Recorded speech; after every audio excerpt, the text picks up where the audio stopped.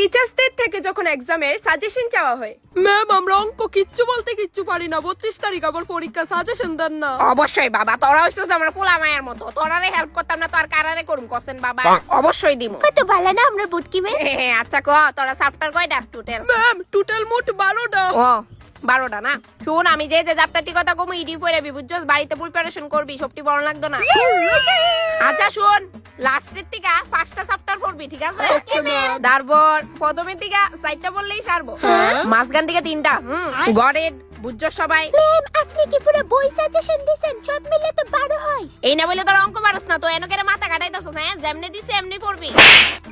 পরীক্ষা আইতাছে, আমরা কোনো সাবজেক্টের সাজেশন পাইছি না, আপনিও কি দিতেন না? এরম বাবা তোমরা আমারে বাকি মেমরার মতো মনে করো, আমি তারার মতো না, তারাতে বেশি খতরনাক। ম্যাম তাহলে প্লিজ 3টা চ্যাপ্টারের তে ইম্পর্টেন্ট কোশ্চেন দেন, নইলে আমরা শেষ। কোশ্চেন লাগে বাবা তোমরা? এইটুকু কইলেই তো হয়, শুধু শুধু বাকি মেমরার লগে আবার কম্পেয়ার করছো। আচ্ছা শোনো, দিতেছি তোমরা একটা কোশ্চেন, লেখো চ্যাপ্টার 7 এর থেকে পাশে লেখো এ ডাবল এল, চ্যাপ্টার 5 এর থেকে EVERYTHING, তারপর চ্যাপ্টার 10 এর থেকে A to Z। Thank you করার দরকার নেই বাবা।